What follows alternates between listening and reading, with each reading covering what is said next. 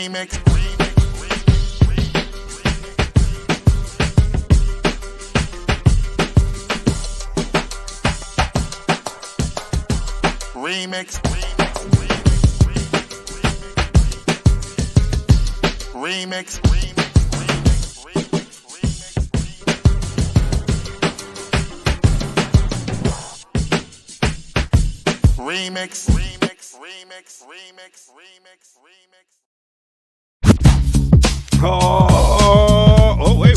Let me get some tea here. Oh, yeah. Welcome out. This is the Remix Morning Show. Right here on Black Liberation Media. In case you didn't know, I go by the name of the Ear Doctor. We came to give you that boom bap breakfast. And I can't do it by myself. Hey, we might as well call this the doctor's office, because this is the Ear Doctor and Dr. Jared Barr.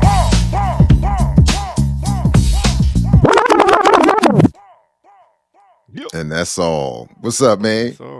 The doctor's office. Man, I can't call it, man. How do it feel being a doctor, man? It depends. Who I'm talking to? And what day of the week. No, it's Ward Churchill. Shout out to Ward Churchill. It's the PhD is sometimes being piled high and deep.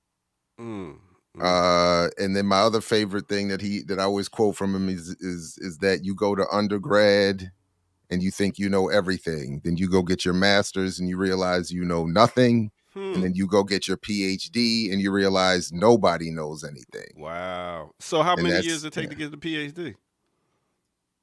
Well, I did mine I did the PhD part in 3.5 years, which is relatively quick. But my program was easy. For me, it was very easy. Especially coming there after 2 years at the Africana Studies and Research Center, then under the guidance of its founding director, the late great Dr. James Turner. After 2 years of that, the PhD was very, very easy. So I walked through that program, had beef with the program. And as one of my final emails to the late Professor Gurovich said, we've come to the end of the road. There's nothing more that you can do to hold up the process and nothing more that I could do to prove to you that I've more than met all the benchmarks. So sign the paperwork and let's move on. Nice. And so yeah, okay. But took me about I would say about 6 years to get my doctor's title. Yeah, doctor title, to really feel comfortable behind these turntables and know my music, know how to bring it in, know how to crowd control and stuff like that. So 6 years? That sounds yeah. I mean, about right. Yeah, about 6 years. Now I feel very good. I just did a wedding this Saturday and killed it. This one white lady came and hit me, though. What you mean hit you? She came on stage and hit me on the back of my shoulder like, yo, I asked you to play Beatles Twist and Shout. I was like, no, she didn't. Straight up. She came up early and asked. I was like, yeah, okay. Fuck out of here. And then next thing you know, she come back up there. But the good thing, the groom was on stage at the same time when it happened. So he just slid me 100. Like, my bad, man. She's just a guess. Yeah. Oh. All right. I was like, bring physical contact is absolutely over the line. For real. Yo, she thought she was back in the 1800s. I was like, what the fuck? That look like Toby to you? Yeah, really. First of all, you've already broken the unofficial line of crossing the DJ line and talking shit. Thank you. God, to then physically contact the DJ. Oh, goodness gracious. Well, congratulations to you for handling it well and getting that extra 100. Hey, I realized she thought she was in a whole nother century. So I was like, all right. she drank herself back to the 1800s. Yeah, pretty much. That's all they do at weddings, get nice and tore down. Could you play a song next? Yeah, oh my goodness. And then the Beatles, that's your request? Twist and Shout. Yes. At least go to the Ozzy Brothers Shout. I mean, you know what I'm saying? That's the one you should have played just to mess with her. And looped it. We're gonna listen to it 5 times in a row for that. getting over there. Oh my God. Other than that, it was a busy weekend in Atlanta. We just had Trump was here yesterday driving around fucking up traffic. We had Morehouse Spelman homecoming, and we had the One Music Festival. So it was crazy out here, man. So I got a text from someone who was in New York after that Madison Square Garden joint that Trump's crew put together. And this person is a far left political thinker who was definitely not voting for either of the two parties. And they said, I'm not saying Trump is bringing fascism, but it's feeling pretty fascistic out here in these streets. These white folks walking around MSG, Hey, proud. feeling a little bit amped White up. power. It's like, so I said, all right, be safe. Be safe. Oh man, you know what's wild? I seen Geechee yesterday. Stop playing. Geechee, y'all, he came to the Black Man Lab yesterday, and we had we was talking about being prepared for survival on some shit warrior class. Damn, why can't I remember the name? So they were there? No, it was another brother that was there, and he brought out his Get Out pack, and he showed us all the different things that was in the Get Out pack, and I was impressed. I was like, okay, that Get Out pack, is that what they call it now? It's not a go bag anymore. Go bag, get out, wherever you gotta be, or he's called it the Get Home pack. The Get Home pack. Yeah. I didn't realize wool blankets was the way to go to have in your car, because if they get wet on one side, they don't get wet on the other side. I was like, oh, that makes sense. It keeps the thermal. Yeah. And it's just a bunch of things. But yeah, Geechee came up through there, said, what up? So, big up to Geechee, y'all. And big up to no other than Ricky Ryan. On a Tuesday, it's going up. Goodness. Yes. It was good. Morning. So how was it? Improving Tuesdays by the second. You know what I'm saying? How was it dealing with Kamau this weekend, Ricky? Was that you or? Yeah, that was me. Oh, okay. I would say I barely dealt with Kamau. Kamau was in and out the space. Oh, really? He was all over the place. Oh, really? How was the event though? The event was good. It was really good. It was the first event that I was responsible for putting that all together. So getting hundreds of the members into one space from across the country, and then creating the program for which we will be engaging while they're there for the 3 days. So that was a lot to do, but it ended up really, really well. I'm very happy with it. I'm really happy with the team, the committee that I pulled together, that supported. Shout out to Elon, especially, who played my right hand in the planning. So it was great. It was really great. Oh, word. Really? Elon and Kamau are besties now. Mm-hmm. All right, so you actually did some work this weekend. Yeah, I actually did. For one. How was your weekend, Dr. Ball? Yeah, how was your non-bat weekend? Oh, so as I had told you when you called, it was going to be rough because I was going out of town, and I wasn't, one of the main invitees. So you know what I'm saying? I didn't get all the details and all of that, like some folks. But I did watch the stuff online, at least some of it, and enjoyed that. And it looked like it was a good, program.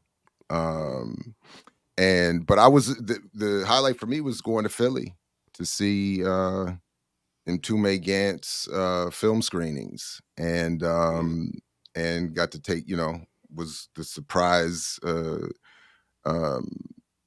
guest of my daughter showing up. It's almost a shock to see her anymore. And she was like, wow.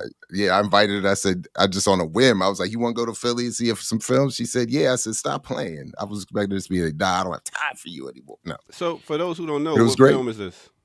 So there were three films. There were 3 short films, and he's going to be screening them on our platform at some point and for another discussion. And as I told him afterwards, I was blown away It's sometimes it's like I had never seen him plying his craft. I've only seen him talking about it.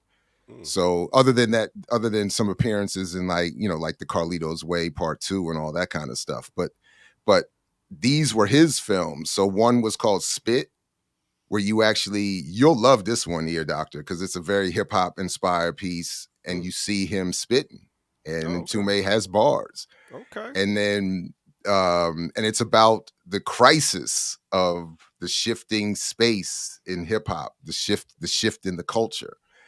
And then another one was The Mold of Malachi, which it's like a Black Radical Black Mirror episode. I'll leave it at that. Oh, that sounds dope. Yeah, it was dope. And then the last one was Whiteface, where you see Mtume in whiteface donning a Trump jacket and blonde hair and blue contact lenses. Like Eddie Murphy? That's what I thought of, and that's exactly what I thought of, the classic Saturday Night Live sketch. But this one is a bit deeper than that.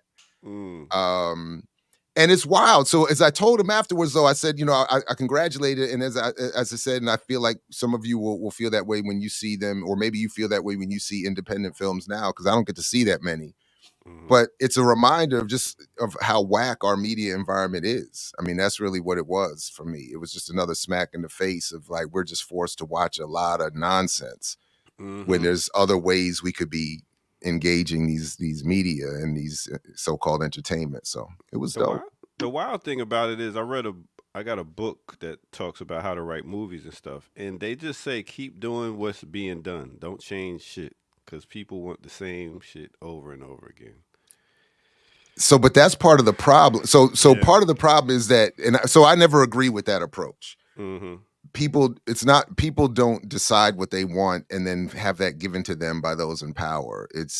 We are made to want what we get, is more how I see it. And I feel like if more people were exposed more often to more things like what we saw this weekend, more people would be willing to enjoy it. It would be, you could be more or less conditioned to appreciate it. But, I think that's the beauty of documentaries. Right? Yeah. Well, you always get to learn something new, and it ain't the same old. Gotta be careful with that too, though. I was gonna say, yeah, because there's like, it depends on the bias, right? For instance, like on Netflix, there is the Lacey Peterson story and then the Scott Peterson story, right? And they're both documentaries, and they both take two different, So in one, you could be like, "Oh, he's innocent," and the other one's, "Oh, he absolutely did it." Oh, wow! Because of the way that it's framed. Because they really have both of them like that up there. Oh, wow. Because the way that they are able to create documentaries, the person who's creating it has sort of the freedom, I guess, to invoke their biases. And I think that you spoke a bit to that yesterday with the methodology of how does one come to creating documentaries. And he spoke about, having to hire lawyers initially to do the fact checking. But again, that doesn't really speak to how correct documentaries could be. They just they show a story or they tell a story, but not without bias, I don't think. That's a good point there. Thanks. Yeah. And John Potash, who I was talking to yesterday, he's because that's basically what I was saying to him, because you could take a fact and present it in a way with your bias. And my bias is just loving what he's saying, but I can't honestly I got to acknowledge that that's a bias. I don't know if he's assessed every fact correctly, and so it's important. Yeah, even when you like what you're watching, to be. That's the white boy that be talking about Tupac. Yeah. Okay. Yeah, and but in the detail and the there's a lot there. So but I have to admit I can't always assess the accuracy of it all. It's the same thing I was arguing with you around the whole medical community issues, Ear Doctor. Oh, not being qualified to assess certain claims. So I'm careful to, but anyway. Yeah, man. Yeah. So, like I said, I'm feeling all right. I'm on my 3-day juice fast, day 2. just juicing, and I feel all right. I feel all right today. I feel pretty good. I know I'm gonna get hungry later. I got third and fourth grade to teach, so after that class, I don't know. I really don't know, but I'm gonna get them on podcasting because my whole thing is teaching them DJing and stuff. But they a little, they they want satisfaction now. So if I could just get them on the microphones and talking about stuff, we'd be all right. Can I ask a question about that? Yes, ma'am. Because even to the point of like they want Saturday, my son is in fourth grade and he has this new thing that everything is boring. He's bored, right? Mm-hmm. So I'm just wondering, like, do you feed into that, or do you kind of nurse a patient? So like, what does that look like to do that, to get them? Because he has screen time, obviously, because I have so many thoughts about tech and children, and just because I've seen my son, his reaction to it, like he runs out at 5 o'clock. Is it 5 o'clock yet? Because he knows it's screen time. He can go back on his Switch or he can get on his iPad. But I'm also wondering, like, how do you unlearn that? Man, it's not easy, especially dealing with these phones nowadays. Like, really, even the kids having the phones in class. I don't know how many times I had to be like, "Yo, give me your phone. Give me your phone. Just put it up. Put it up. Put it up." So that's like half of the class. Like the whole class, you're just telling them, "Yo, put your phone up. Put your phone up. Pay attention. Pay attention." So you have to constantly stay on that. And then when it comes to being bored and stuff like that, I just bring them into the whole conversation. Start asking them questions about, what are we learning? What does your day look like? How did it go? So it's really like just getting them more involved. When there's so many students in the classroom, it's kind of hard, but at the same time, you got to take that time out and deal with each student individually. So How many students do you have in the class? 20 and then the biggest class is 25. That's actually not bad. I know there's some people that have like over 30 kids. But this is after school, so kids are not ready to still be in school. They're ready to act up. So it's a whole different beast right there. But I love it. I love it. They say ear doctor. So I love it. All right. Well, I guess it's time to go ahead and get to some news and stuff like that. We got the team on the screen for the day. So let's get into some weather or something like that. And actually, we don't have a team on the screen today because Kamal K. Franklin has just walked in the building. What up? Why does that mean that's not a team? I mean, I thought we was going to the next thing, but and how Kamal's like, don't start getting to the news yet. I didn't talk Y'all ready on the news? No.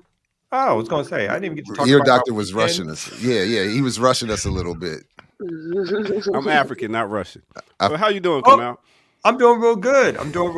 I like that one. I haven't heard that one before. Hey, Who has? Yeah.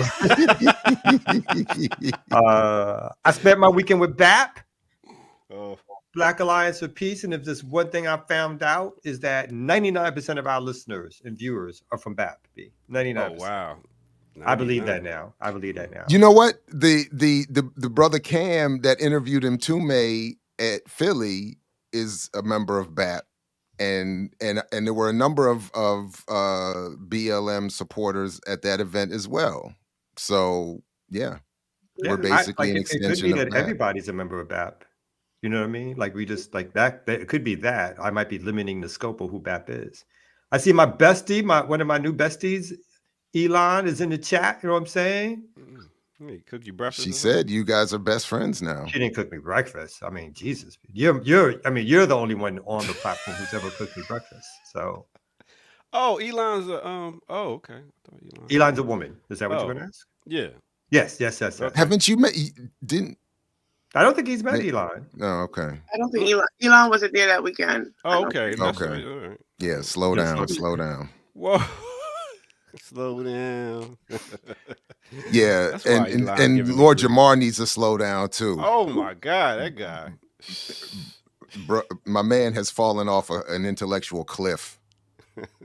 Literally. You see that like he was standing on one. Well, for some of us he was. Yeah. Back in the day, I used to think he was. Maybe you're right. He was the smart one. The He was the most revolutionary in the group, I would say. Overtly, yeah. Yeah. At least what was the cliff he fell off? What did he do? Flat Earth. Oh. He said He called Kamala something and then apologized. But he said he never played the pause game because he said, why do you want to, because all that does is make you think about men. And he said, gay. So the pause game is itself gay. It makes, every time you say pause, you thinking about a man. And I was just like, wow. Yeah, y'all can find out. I was like, yeah, man. I was like, so that made it even easier to move on. Deflated that balloon. I was like, all right. Grand Pooba was Lord Jamal, Grand Pooba. Who's the other dude again? What's his name? X. Sadat X. Yes. Sadat X. Yeah. He's the best. My favorite of the three in terms of MCs would have been Sadat X. Yeah. Not Pooba. No. Pooba was the man back in the day. He had the pop, whatchamacallit. He had the hits. Yeah, or whatever. He had the hits. Ooh, and I like it. That was But when Slow Down hit, nothing. That was like the song or something. Whenever it came out. Oh yeah. Yeah. For like 3 months. You remember that one, Ricky? Slow Down. Slow down. Now, if you're a little younger in the crew, you don't. Yeah, I'm much younger than. Oh, where's the gun sound? Shit, do I got one? No? Oh, damn. Also at the BAP conference, let me tell you what the number one thing that was said to me was, "Oh, hey, it's Kamal. Yo, Kamal, good to meet you, Kamal. Hey, Kamal, you're a lot smaller in person." Oh, damn. I got that 3 or 4 times. Oh, wow. Somebody actually said they thought, oh, I thought you were Jared size, like his before pictures. Oh, damn. Really? That was a literal statement. Wow.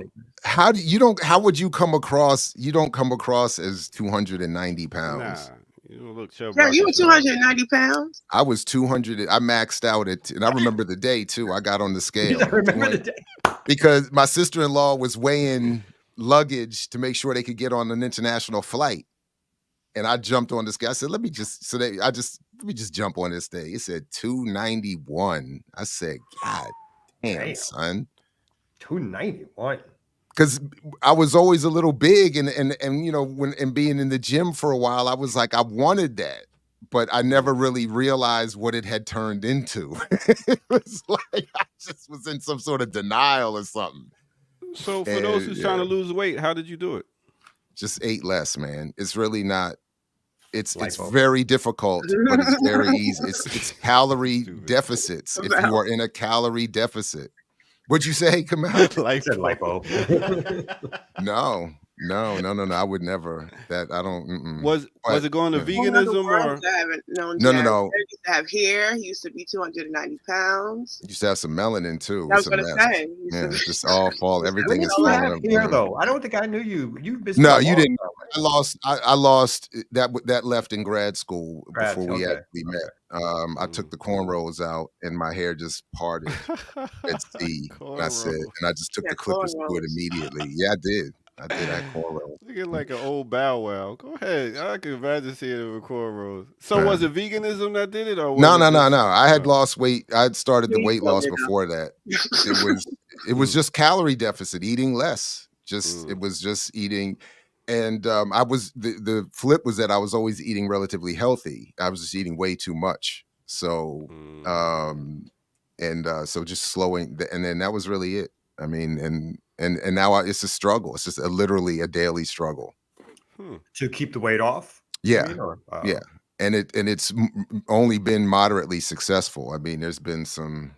You still look thin. Yeah, you're supposed to. It's all relative. It's all relative. You're supposed to lose weight the older you get, though. I'm about 20 pounds over what I wanted to be, where I got and where I wanted to be. I've gained about 20 back over the last, because it's very sneaky.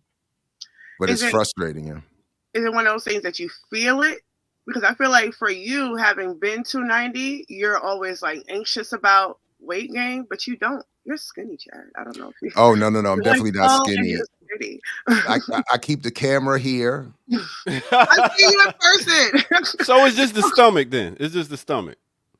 Yeah, but I had at one point lost like all of that. Like I was like, damn, I was like, I might take my shirt off outside. I was like, were you six packing it? Not quite, because I wasn't working out enough, but I was, packing, like it was something like, there was, maybe 1 or 2 packs in there. And it was, and I was swimming more at the time too. So there was a moment, there was like a brief moment where I was like, whoa, this is all right. I was like, this is all right.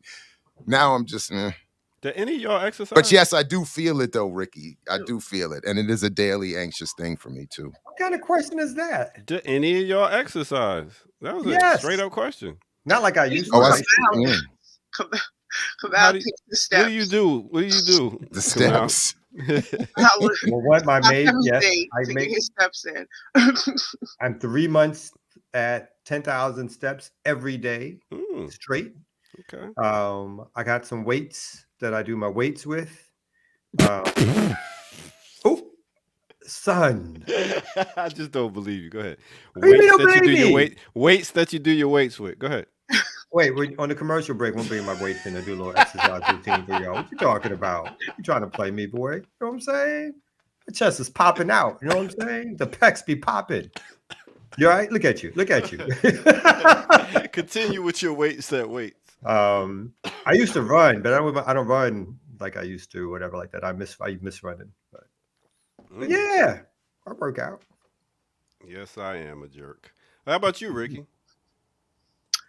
Absolutely not. I do not. Okay. I do not work out. Well, Ricky weighs $1.5. Slight yoga, and by slight, I mean the YouTube beginners that I have been doing for the last 4 or 5 years that I have not moved beyond. But that's it. Have you always been thin? My son. I walk around a lot. Have you always been thin? Yeah. Mm-hmm. But I was like much more active in high school. I did ballet. I did, so. But I've always been. My mom and I are the thinner ones in our family. So we hear about that a lot. Keep it up, y'all. We got a lot of people passing away in their 50s, so get that regimen in, some type of exercise. You, Jared, what you do? Anything? I walk. I do some. Are you a soccer? Like dad? those? That's yeah, great. but that can easily turn into just gaining weight sitting on the sideline. I'm not the one playing.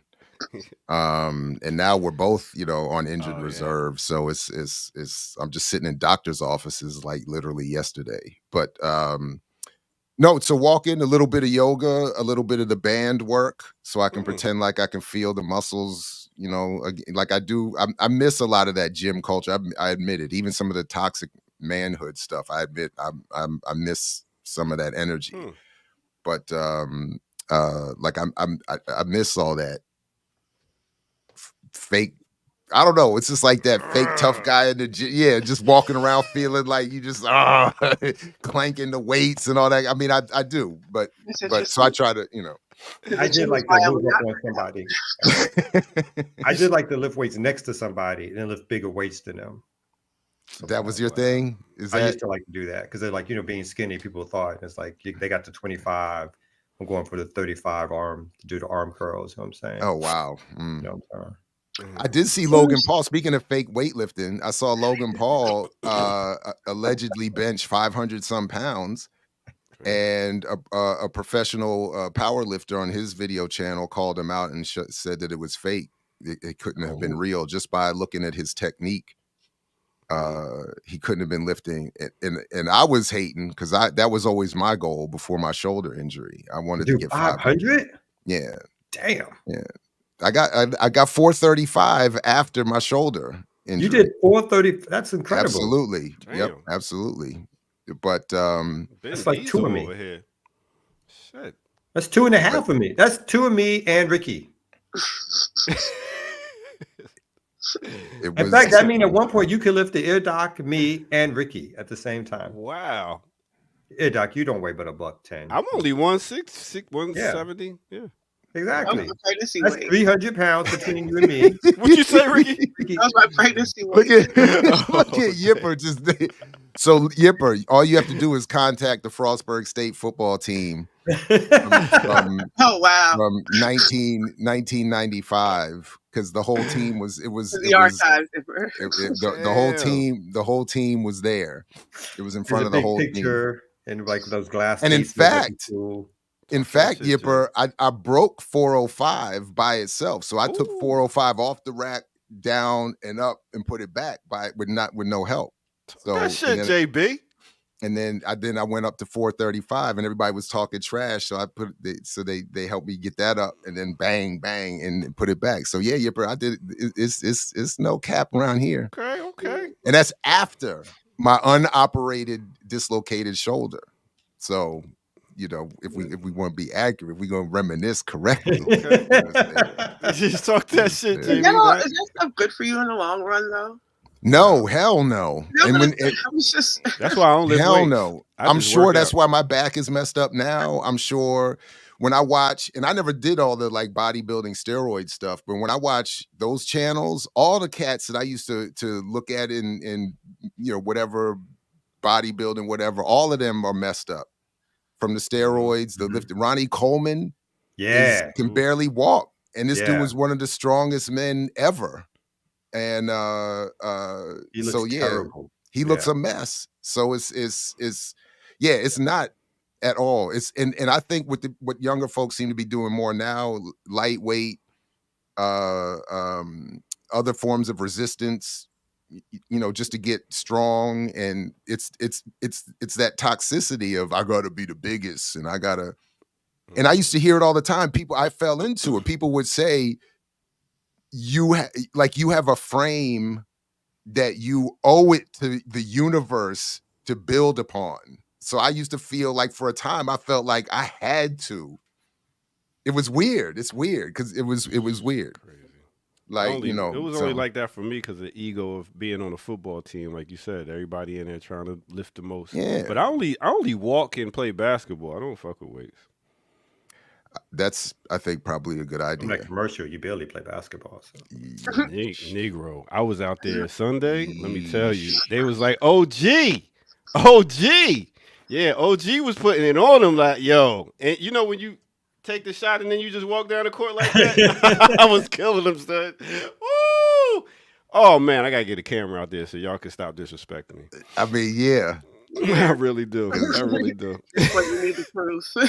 OG, Unk and OG. That is my names on the basketball court.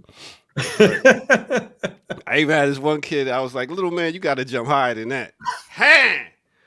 Anyway, don't let me go. So before we move on to real news, I do have two quick stories I did want to share. But I don't feel like they're legit real news, but just two quick stories. One. I was on the Hickory Ridge Village board last night and doing the good work. And what often happens is schools or other groups will come to the board and ask for money. So last night, the elementary school that my daughters went to was asking for money. And what's weird about, so Howard County is notorious for school segregation, even within the public school system.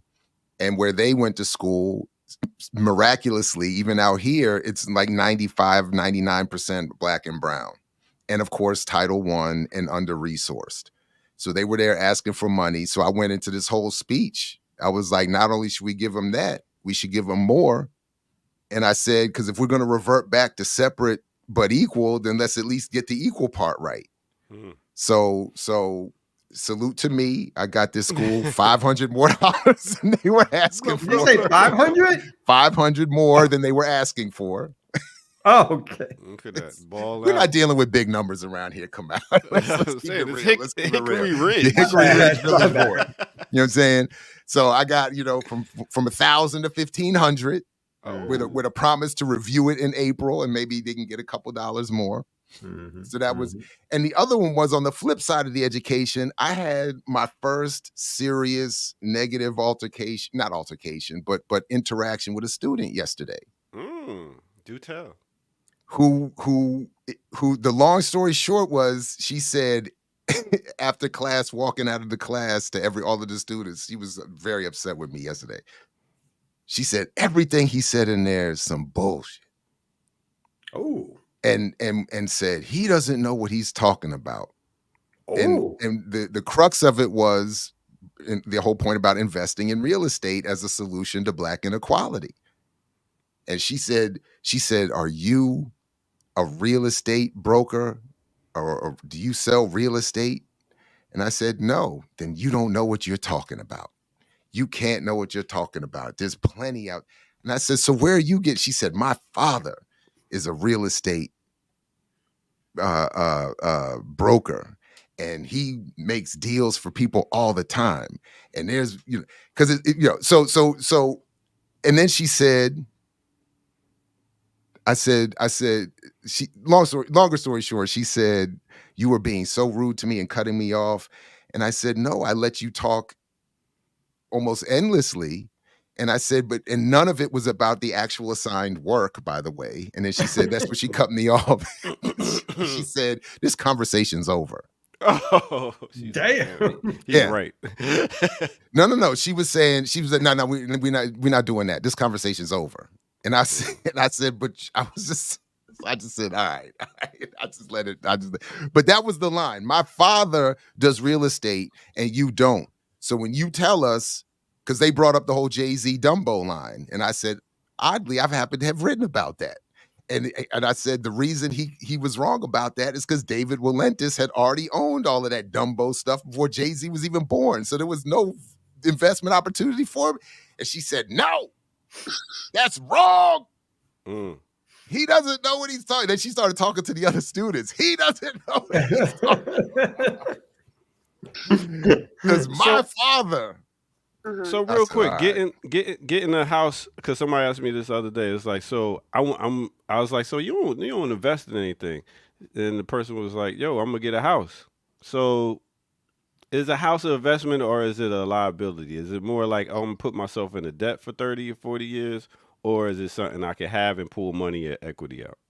It can be an investment, but it's an individual investment. It's not a collective strategy for Black wealth. So we're not going to raise up out of whatever condition we're in collectively because some people within the Black community can afford to buy a house and sit on a house and pay a mortgage and then sell a house in 6, 7 years, 10 years, 15 years and make some money. Again, if you look at the proportions or the ratios of who owns and who doesn't own, it is clearly not an avenue to wealth generation for the larger Black community. And that's why partly all the stats that shows whatever it is that is considered wealth, right, that we don't have any as a totality of the larger Black community. So again, people mix up their individual investment ideas, what may or may not work for them. Because on the flip side of investing in houses or owning a house, you can lose your house. You can not pay your taxes. So there's downsides to it too. But to equate that with like healthcare for all, or a government policy that makes sure everybody who is houseless has a place to live, or redistribution of resources so that basic needs are met. It's like a ridiculous comparison. So, but we're trained to make it. But it's also the value of your home is a measurement of what banks and buyers are willing to pay. So it's not, it's all speculation mostly. And then also the housing market is set to hit another crash just based on that speculation because people have not bought. I think at post 2020, the interest rates dropped so low that everybody brought in, and then 2021, 2022, it jumped back at least 6 to 10%. So when we're watching all these people buy up homes, they now have to pay that. And now it's also harder for people to sell those homes because the interest rates are so high. So real estate developers and they're not really making any money currently. I mean, they're going to, when you look at the price of the house, average prices of homes and a 10%, 10 to 50% cut, they're not for by any means, but they are certainly not making what they could be making in terms of speculation. And we just toured around Baltimore, and I thought the conversation around housing and who owns a home and who's sitting on a home and why, there's homes that are not, they're pretty much depleted. but they're for sale. Just a whole conversation around that I thought was really, really interesting in terms of how we're even understanding housing in a city that has an overwhelming amount of homeless people. So I just, I'm always interested in that. But yeah, I don't know if I'd say it's an investment, especially when BlackRock owns a large part of it. And then the land itself is owned not by us. So, yeah. And none of that worked yesterday for me. Yeah, Kai, you're right. It was like when Reggie Middleton said, if you ain't got no money, you can't talk about it. It was that same argument. Are you rich? He asked me, are you rich? I said, no. He said, well, you can't talk about it. Shut your broke ass up. Shut your broke ass up. That's why the new episode of Brokish drops in 2 days. Yes, it does. You cannot miss this one, everybody. This is about to be it. This is about to be some. I was going to say, individually, I've owned, but when I was a practicing attorney and I figured out the game of buying houses, and this is before the Great Recession. So in 1 year, I bought like 5 houses because, and at that time it was the Wild Wild West. There was no money down, so you can do what's called stated income. So you could basically, the bank, get a loan. They call you. It's on the phone. And it was like, what's your income? And I'd be like, 140, let's say. And I might even literally say that. I might go like, yeah, 140-ish. You know what I mean? There was no, we get a copy of your taxes. There was no, you got W-2s. There was nothing. I was going like, yeah, about 140 B. Yeah. And you said you did this around the time of the Great Depression? I did it right before the Great Recession, not the Great Depression. The Great Depression, right. Wow, damn. Back in 1927. After the Great Depression, before the Great Recession. Glad he got that.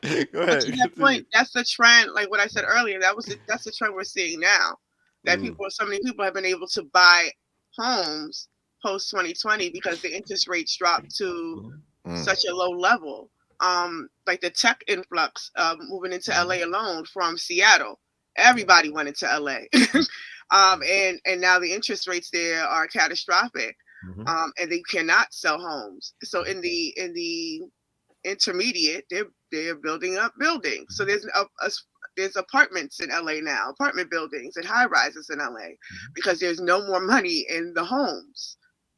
So what I was going to say really quickly was, so for one of those properties was for the organization I was a part of. Like I bought it with money that we raised for not my personal money, whatever, but I was paying the mortgage personally. So the Great Recession hit, and 2 of these were New York apartments. One got, so basically, and people weren't paying their rent.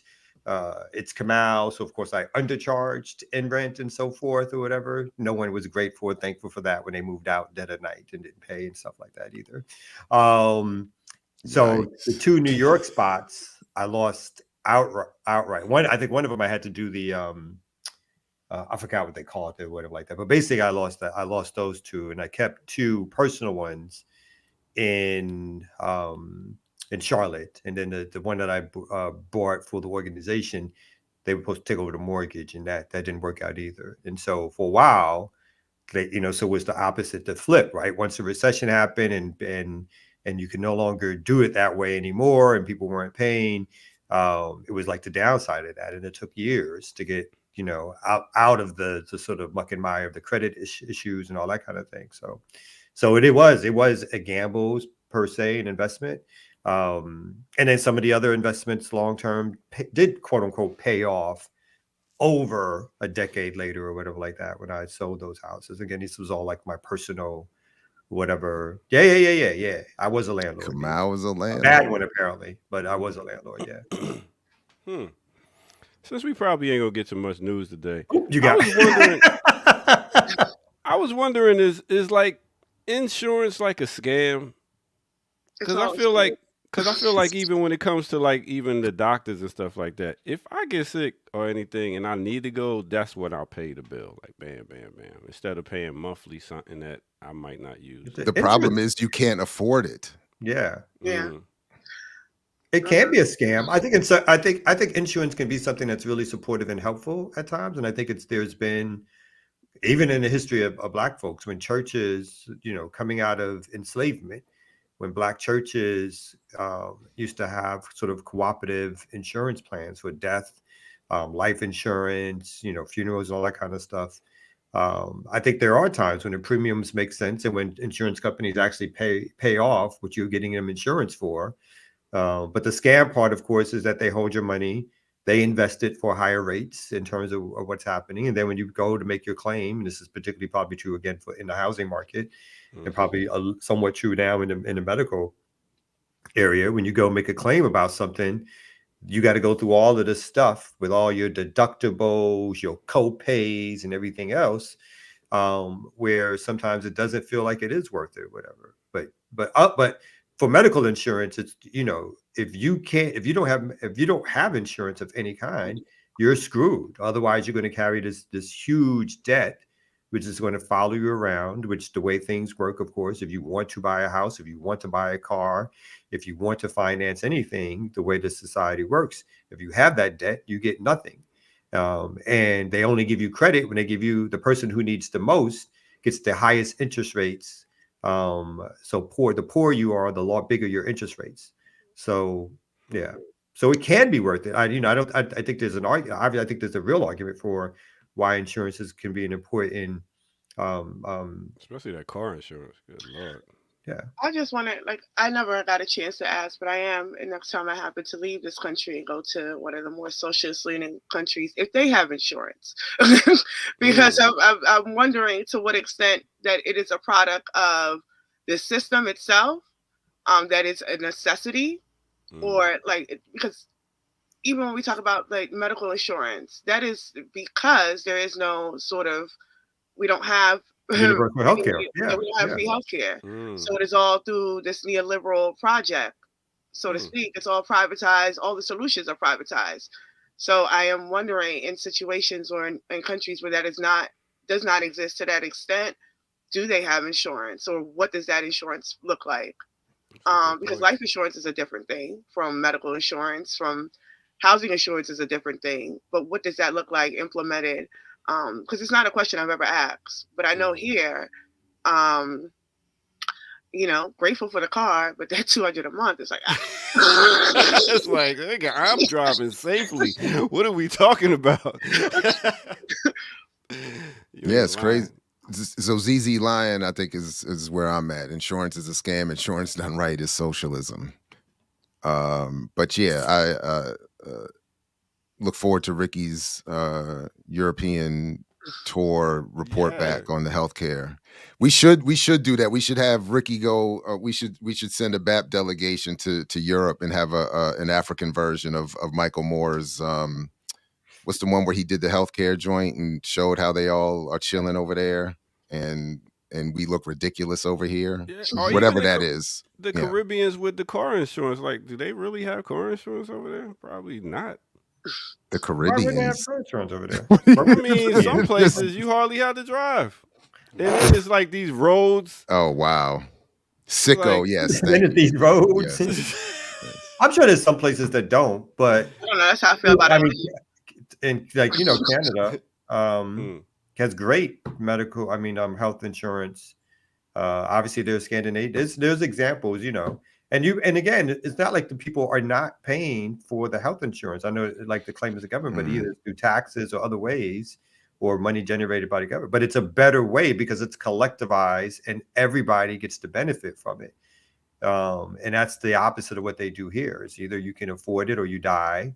Or if whatever you can afford, you get, you know what I mean? So if you can't really afford it, you get worse treatment. And it's not preventative care in the United States. It's after the shit happens that everybody wants to operate on you and charge you all the money, right? Mm-hmm. So it's not about keeping you healthy. It's about making a profit. The whole system is flipped here. Maggie, what Caribbean island you from? Go ahead, Jared. The best part of that Sicko that I remember is that the point where he shows how the uninsured workers who die because they don't get proper medical care are themselves insured have their life insured by their employers. So the employers who weren't providing health care were benefiting from the death of their workers through insurance payments. I remember that. That was sick. That was crazy. That's very without crazy. telling them either. Like the companies were taking out right. insurance on their employees, were not telling them, and made themselves the beneficiaries. And so the family got no money whatsoever. And some of it was just discovered later. But like they got no permission to take out the health insurance the life insurance on folks.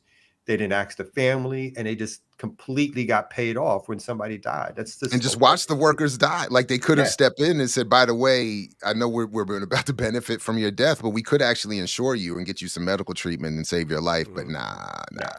That sound like these record labels nowadays. They pretty much take insurance claims out on their artists and then promote artists like Young Dolph. There was a bunch of artists, I think it was on Empire Records or something like that. Young Dolph and some other ones that died, and most of their music was promoting killing each other, and they got killed. Well, look, Ricky dropped some real news in the chat, so let's get a break in here. Forgot Ricky was on today. All right. And she was like, enough of this bullshit. Yeah, exactly. All right, let's take a break right here on no other than the Remix Morning Show. Let's go.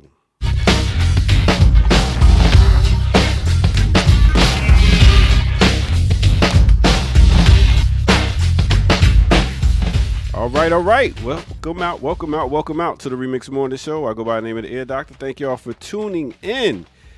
And go ahead and make sure y'all tell some people about this. This comes on every Tuesday through Friday, 8 a.m. to 10 a.m.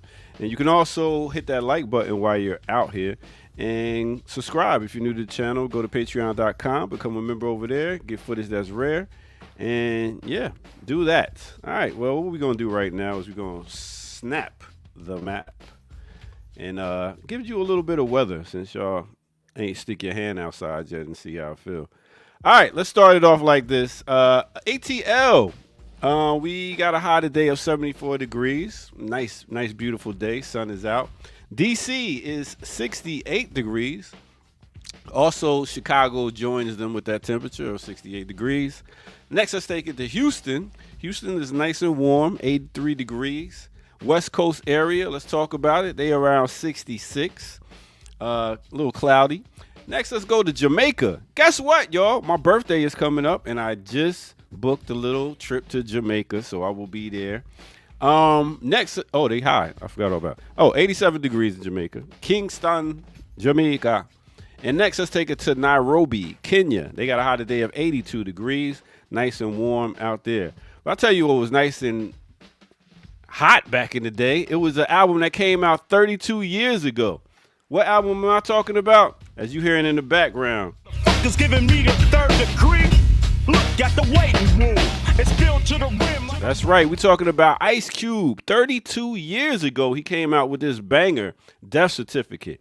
Now, we talk about an album that had production by some, Sir Jinx, DJ Pooh, and Ice Cube. And he was talking about drug dealing, racial profiling, the right to bear arms, all types of stuff was on this album. This one made me be like, yo, Ice Cube is that dude. And times change, times go on, and next thing you know, are we there yet? But anyway, that is what it is. 32 years ago. Well, let's take you back to the future right here on the Remix Morning Show. Let's go. Work position, had the chills, but my temperature's 103. Only got a Band-Aid and an IV. Yeah. I feel like his rankings has slipped over the decades too, just because of his. Yeah, he used to be potentially top 10. I was gonna say. He just put out a new song too with a video and everything. Yeah. Nobody's listening. Why?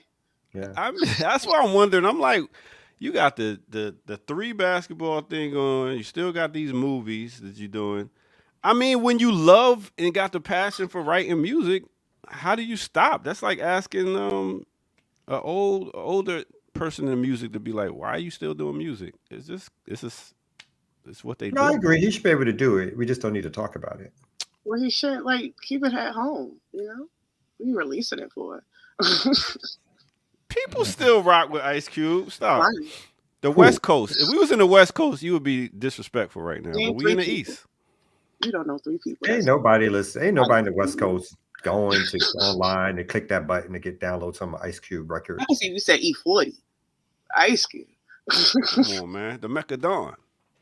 Anyway, I'm out here. But you're right. That album was fantastic. I was just about to say, Maggie beat me to it. The best part is the go-go version of that Ice Cube classic.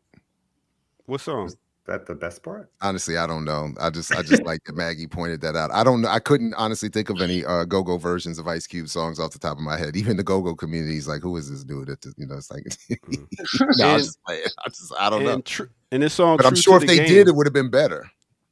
His song "True to the Game" talk about writing a black person moving to a white neighborhood and getting niggas spray painted on their house. LeBron James. Anyway, that was good. All right, I'll catch you on next break. All right, well let's slap the map right here in the Remix Morning Show. Get to some news.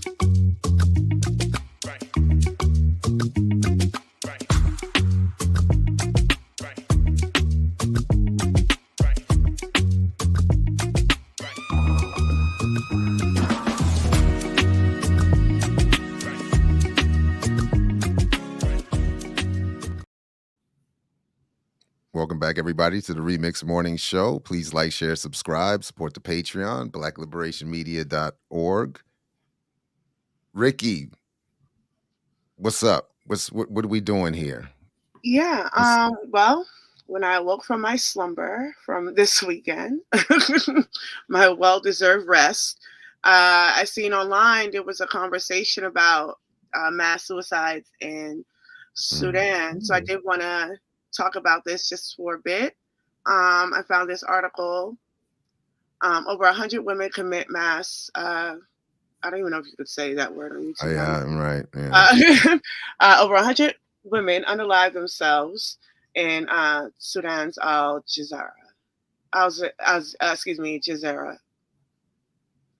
Shocking reports continue to emerge from Sudan on words I cannot say probably on here, and sexual assault that are used as a war weapon against women and females by Sudan's warring parties, particularly the Rapid Support Forces, which committed widespread acts of sexual assault and even I'm just going to say gang rapes because I don't know what other word to use.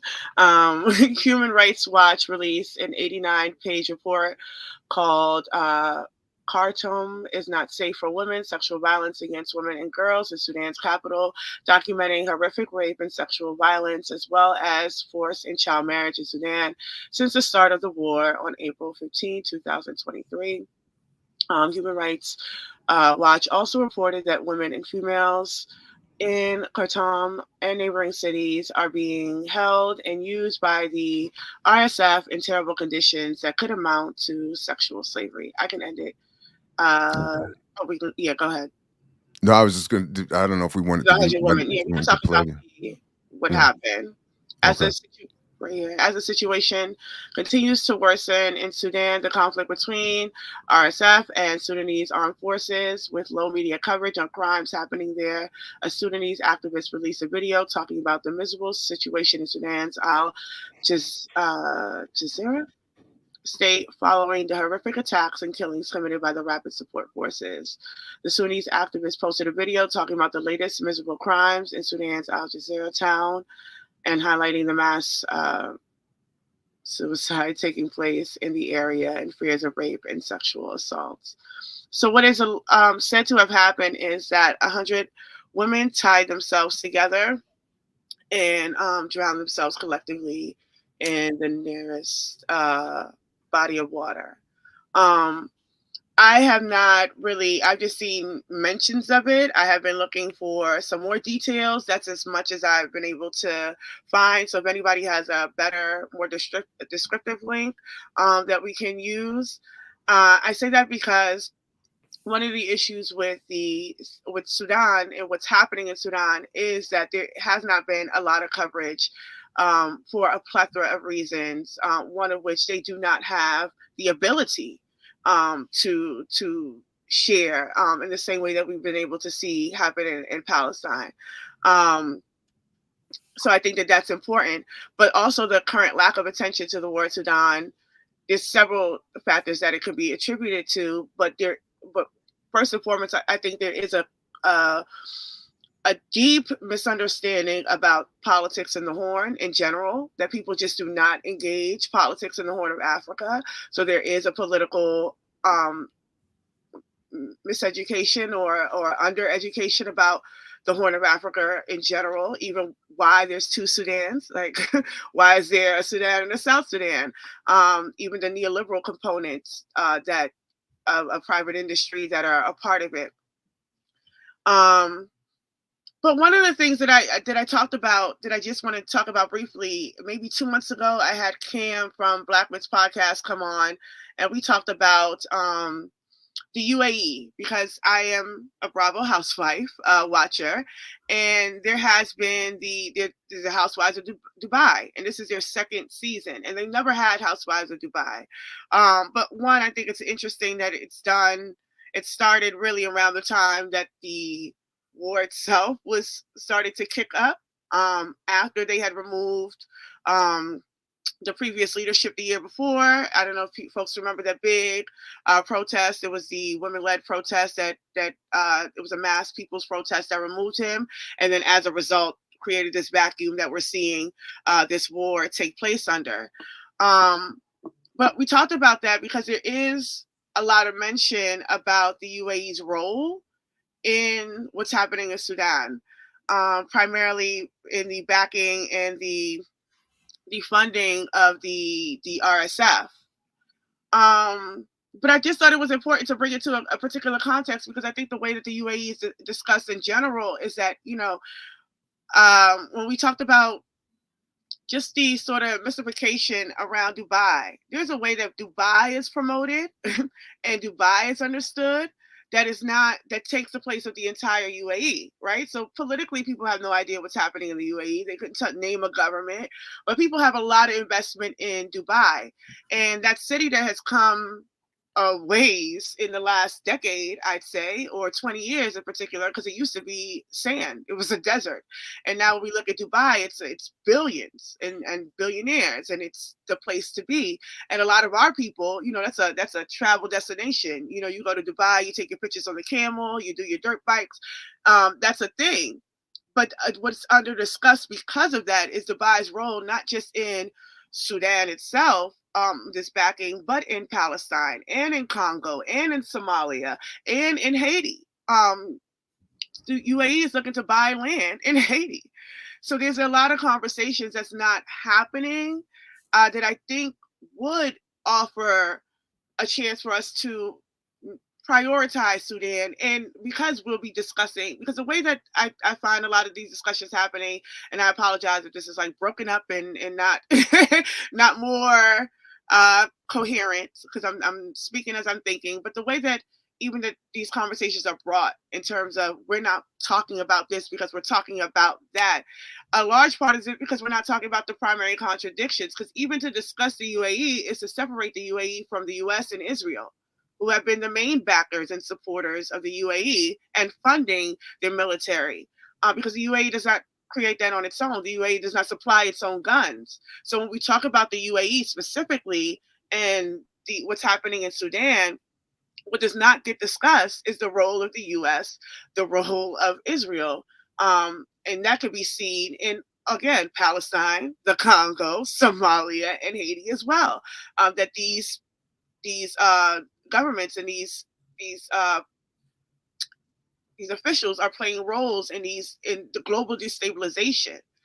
And when we talk about, we see a Beyonce come on stage and say that she's speaking as a mother, only to hear that 100 women have unalived themselves because of the conditions that has been perpetrated by this country funding the UAE continuously, and still having relationships and partnerships with the UAE and not demanding that this stops, I think gives an interesting juxtaposition of exactly where we are now in terms of how we are even understanding this global conflict and destabilization.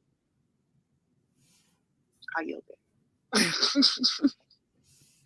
Yeah, no, This is all news to me. I'm just catching up to this particular story, but all of that is no. Go ahead, Kamal. Yeah. Oh no, I feel similar, and I think we need to have somebody who's sort of a Sudan expert from an anti-imperialist view to really lay out for us and the audience like all the facts, because you're right. Like part of what happens is that because it doesn't get lifted, and for various reasons in mainstream media, these one sort of covert wars, open wars, don't get the traction here unless you look for them.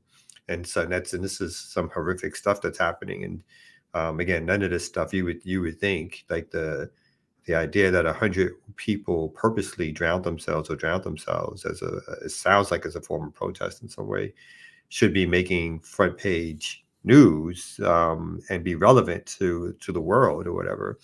But again, I think part of it, like because it's Africa and because these so-called Middle Eastern countries get to sort of be the surrogates for Western empire and do the bidding through weapons exchanges and for their own bidding, to be honest, or whatever, for taking over resources, we don't hear about this stuff or whatever, because it seems like we don't see the direct U.S. involvement. And so really breaking down the role of the West, the role of the surrogates of the West, and even and you know, when I was looking at even some of the different players who back different belligerents, I guess, as they say in this conflict, whatever. You have the Communist Party that's fighting the states, and so I think what we need is a real good breakdown of like what's happening and who the different forces are. Mm-hmm. I will say the comrade Salome, Salome in Gap Atlanta, has been an excellent resource on this. We've had Salome on here a couple months ago just to give some discussion on it, but these are like 20-minute interviews. Thank you, doctor. So we didn't, there's much more context that could be added. So I would love to bring Salome back. And then also the U.S. Out of Africa Network on BAP, that's a part of BAP, has really been also producing on the AFRICOM Watch Bulletin some really good, I think, interventions in how we discuss Sudan. Because Salome's in the chat saying, a lot of how, but I think broadly, a lot of how the Horn of Africa is discussed is under the humanitarian crisis, right? That does not, it perpetuates that this is something that in and of itself is happening. Like nothing is causing this. This is just, which alleviates the responsibility of the primary contradictions of imperialism. So when we see, so that's why I'm always interested in the way that the UAE is discussed, because they certainly have a responsibility here, and not just here, in other places, because of it is intending to build itself up as a major player in the region. And I don't think it's ever made any qualms about that, because it is involved in so many different aspects of North Africa and the Horn of Africa, and then even Palestine and around the surrounding areas. And like I said, they're even reaching out to Haiti now. But what I think that does is alleviates the role of both the U.S. and Israel, right? It's the same when we talk about the quote-unquote gang crisis in Haiti. And we focus on these gangs without really questioning, well, where the hell did Haiti get guns from? There's no gun manufacturing plants on the island. So they're obviously being shipped in. And then you see these reports coming in that thousands of guns are coming in from Miami. So the U.S. is well aware, and they're perpetuating this. But then they make it like it's happening in and of itself. And they also make it I think what's happening in Sudan is like a tribal issue, an issue between Arabs and Blacks, and not really the root cause of this is that it's being perpetuated by a nation that seeks to expand its hegemony through these proxy countries, whether it's the AUE or Saudi Arabia or Egypt. It's because Egypt also Egypt plays a similar role with the border in Palestine than it does with Sudan because of where they fall.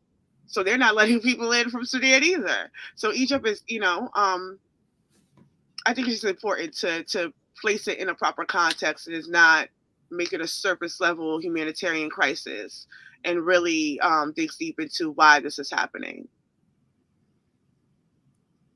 Yeah. So it sounds like we have a lot of people we can reach out to get a really good discussion about what's happening in the Sudan, and we should follow up, because I agree. Someone made the point of when it does get reported, it's reported, like you said, the same way it's reported about things in Haiti. This is just a natural existence. These people have always been killing each other, and that's what people get in their mind. All these it's just like that they have these fights, and nothing about, like you said, the imperial overlords who are directing. And again, different sides who are sort of directing and this and costing and using or fighting to the last Sudanese life to get what they want out of it. So we definitely need to make sure that we do a follow up with this, I believe. Yeah, right on. Anybody got anything else they want to get to, or anything else to say about this one? No, it's a little well, it's not goofy, but it's a little right up my alley, because even when I just talked about, we used the Housewives of Dubai as a springboard to talk about this, just in general, how people just do not talk about the UAE's role. So like I said, I'm a Bravoista, and there's hierarchies here. I don't be dipping and dodging into these other other reality shows, but there is one that's very popular. The lesser reality shows. Yeah, listen, it's in respect to E, for the elders, millennials like myself, who grew up on E reality. But Love is Blind is a show everybody's telling me you have to watch. Love is Blind. It's so crazy, and I think it only comes on Netflix. I just haven't jumped into it. But Onye shared this Medium post with me. It says that Love is Blind, that Russia is trying to, I guess, get this show canceled, and they're attacking this person. If you read the post, I'll read briefly. It says Russian disinformation operations have targeted a seemingly innocuous contestant on the DC edition of the hit show Love is Blind. I just went scroll. So this is a 36-year-old. Scroll back up. You see that? You see that part? Okay. This is a 36-year-old. No, actually, I don't. There it is. Member of the Ukrainian. Yeah, he's a 36-year-old Ukrainian soldier and contestant on Love is Blind. So they're saying he's receiving Russian backlash, right? Because you know that Russia, when they started when they engaged this proxy war, it was to end the Nazism that was affecting Ukraine, right? They said that was one of the main goals. So Russia has spoken about this person in particular, I assume, because that's what the article is saying, that because Russia refers to all Ukrainian soldiers as being used as neo-Nazis. And they're highlighting that this person is in fact a member of the U.S. and Ukrainian military, and not just a member of the Ukrainian military, but a member of the Azov Battalion, who are in fact Nazis. So if you want to scroll down, and so when I talk about the normalization of Dubai in terms of how reality TV is depicting it, like even in Love and Hip Hop, that is a place to be. Everybody got to get to Dubai because you're living a lavish lifestyle. You get to show that off. There's also this happening, this kind of normalization of Nazism. That this person is being treated on the show as a war hero. He is being depicted as a good person, essentially, right? Because of the sort of misinformation that we already have about the war, what's happening in Ukraine and who these people are. But if you recall in the beginning days of the proxy war, when MSNBC was blurring out the Nazi symbols on the grandma's arms when they were training, or when PBS blurred out the photo of Stefan, I can't remember his last name, the infamous Ukrainian Nazi that was on the back of the wall in the office of the mayor in Ukraine. So there has been this sort of deflection that no, there's no Nazis in Ukraine and Russia's just making this up. And this is all part of Russia disinformation. But we also know that there has been a lot of evidence that the Azov Battalion has been responsible and has trained a lot of the growing sort of global neo-Nazism that we're seeing, including the Church Christ shooter in in Australia, who was then mentioned by name by the Buffalo shooter. The attempted assassination in Argentina was done by someone who went to Ukraine to train. We know a slew of MAGA Trump right-wing folks went to Ukraine to assist in that battle and help. So this is just the dynamics of what has been happening as shows like Love is Blind, shows like Housewives sort of normalize particular situations. Wow. So yeah, that's where we are. Wow. Well, speaking of, I messed that up. I lost it. I was gonna say, never mind. Ricky just took us down a whole. I was waiting. Yo, I know so many women that love that show too, and they don't believe that this stuff is written. Like nowadays, reality shows are written. They write this stuff and then tell people this reality, and they love it. Oh, see, I wouldn't say written. It's because it's not. It's not. Well, I would know. It's not written. It's highly overproduced, which is a difference. Nobody's handed a script.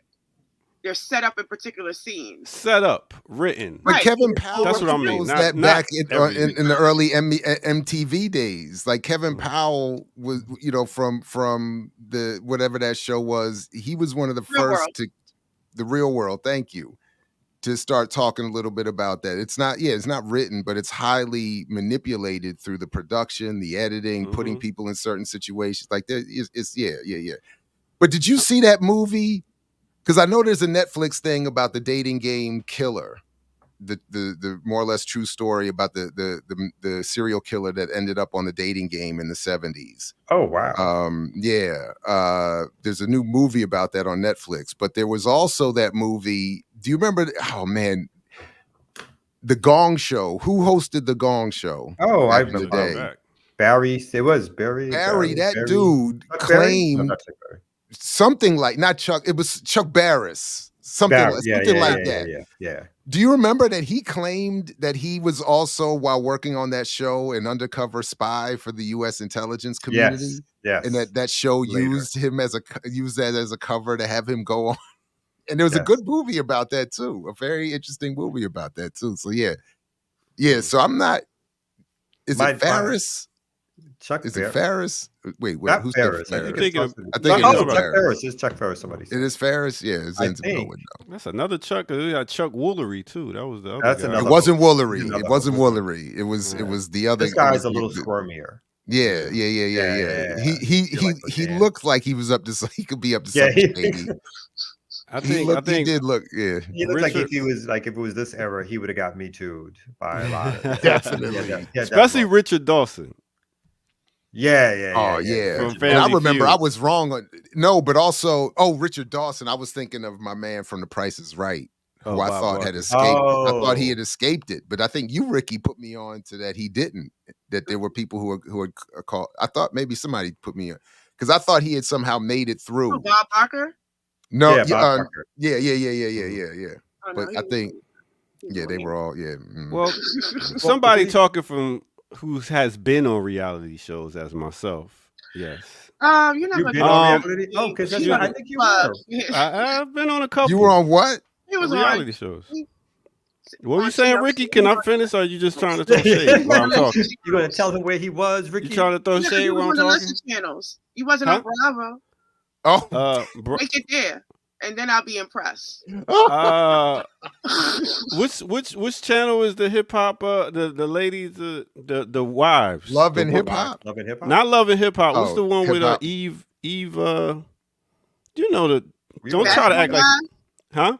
Basketball Wives. No, not that one. We talking There was about the. some bad low You rent was even one that on nobody- that? Are you saying you don't even know what Yeah, you've lower been and lower on? down the rung. I've been on Bridezilla, Oh, and I've been on the one with the beauty queen. It used to be the Kenya. What's her name? Oh, you was Where on. did you Yeah. go? Did you? So you were was on dating, Housewives. or were you I just- was on Housewives. So You Ricky, and is that Dr. Umar, is that yeah. okay? That's good enough. You've been on 3. You been on a show with Kenya Moore? Yeah. I must have missed you. Mm. You was in the back. I was in the back, of course. I was the Oh, DJ. okay. I was the So did DJ. you notice people getting scripts, or how did you notice the production? No, I just in Bridezilla, the production team came and gave the scenario like this is what's gonna happen, and then at the same time they had like stuff like they gave them the wrong music and said this is, then had the DJ looking bad. So this stuff that they do. So I'm saying like that part is like it's not all reality. That's all I'm saying. Yeah, I think people know that. My new bestie, before you do break, told me this, like almost a flip interesting story, was that how this couple got together. But one couple was anti-war. I forgot where the person was from, but they were anti-U.S. military war because the U.S. military, and they were dating somebody who used to be in the military, who I think was considering going back, and then they got into interesting discussions, surprisingly interesting discussions about the role of the U.S. military around the world. So every now and then something else sneaks through, but that's interesting too, because I was like, I would never watch that show for anything political, but they said they found something that, thank you so much, Venezuela, the person was from Venezuela, and so therefore could say things about how the U.S. military was operating in their country, and so why the U.S. military, in spite of the fact that people here when they join, claiming they get all these good things from it, sometimes these bonuses, and obviously the way the economy is structured is geared towards getting poor folks to join the military as a way, quote unquote, out, or whatever, or working class people as a way out. So they had an interesting discussion about the role of the U.S. military around the world on some reality show. Hold up, wait a minute. Chitty Macha said I was in the crowd in the Pelican Brief. What? Well, listen, if we're doing that, I was also. What were you in, Ricky? But Dr. Umar, I told you that before. Dr. Umar was on Real Housewives of Atlanta as a love doctor. He was giving relationship advice. Oh. I mean, he got 2 wives. To Kenya Moore. Wasn't that how your boy what's the one who basically told somebody to kill somebody? What's his name? What's the name of the Black Hammer? Wasn't he a reality show person? That's how he's made. You said my boy. I mean, That was you just said. Your reality people. Yikes. Somebody that vocal was, but I never met him personally. Wait here, doctor. What up? Because as Ricky said, if we doing that, okay. And I didn't even know this until a few days ago. Do you have an IMDb page? What is that? These niggas here. Because I've been in.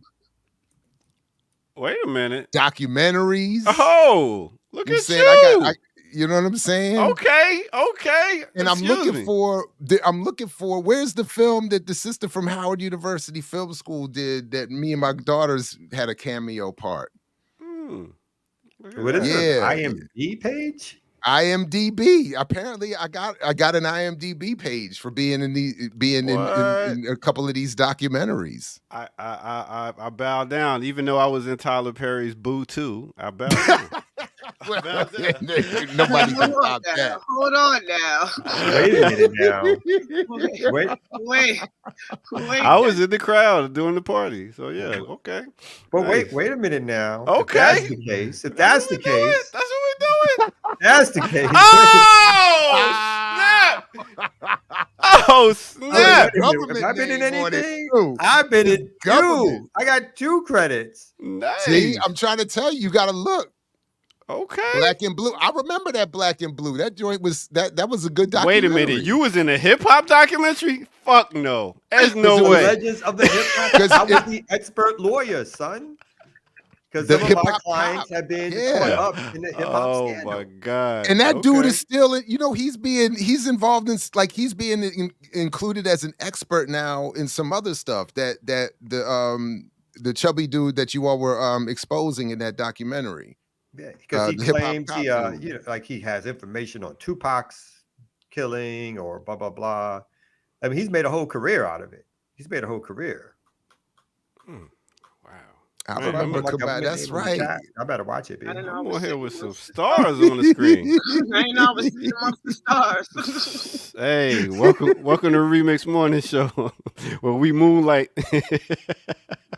as celebrities. It not even B-rated, C-rated, C-rated content. Oh no, I don't even think. Well, I it's think not a even C is C. too high for that. I Yeah, think they have a higher grade. I think we get credit for being like we might get attendance credit, but that's about it. We doing it big over here on Remix Morning Show, y'all. We're gonna come back with some more right after this break on the Remix Morning Show. Let's go.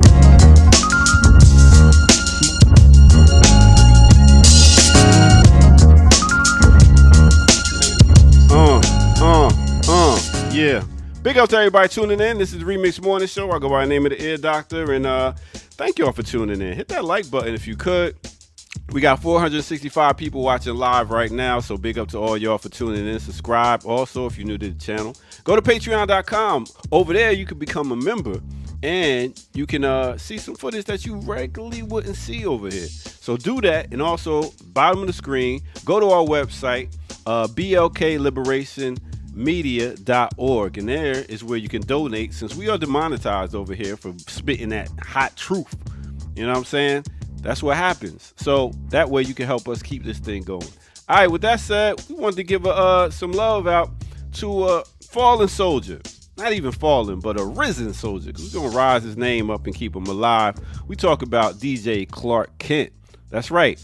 Actually did this beat right here off of Jay-Z's album. This song right here. Dollar signs to my name. I'm out here serving, disturbing the Yeah, we talking about Coming to Age off that Reasonable Doubt album.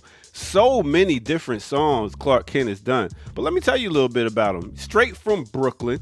Actually Panamanian. That's where his peoples come from. Goes by the name of Rodolfo Antonio Franklin II. Yes. And he's also known as Clark Kent, which has the Superman logo and everything. But coming straight out of Crown Heights.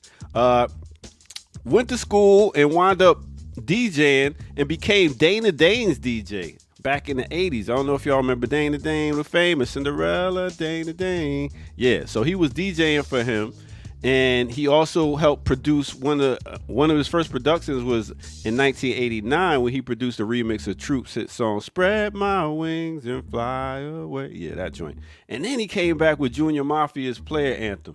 So that was a big one, but his biggest hit he ever produced was "Lover Boy" by Mariah Carey. Now he's worked with so many different artists. We talk about the list goes on and on. We talk about Estelle. I talked about her last week. Slick Rick, Rakim, 50 Cent, everybody.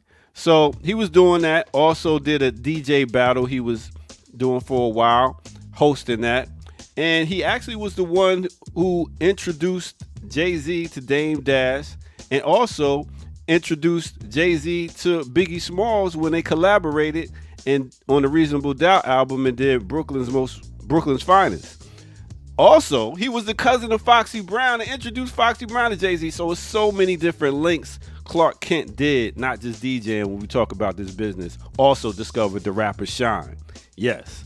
So listen, big up to Clark Kent.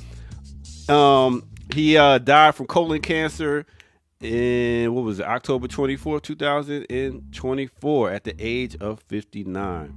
So big up to that brother and his family.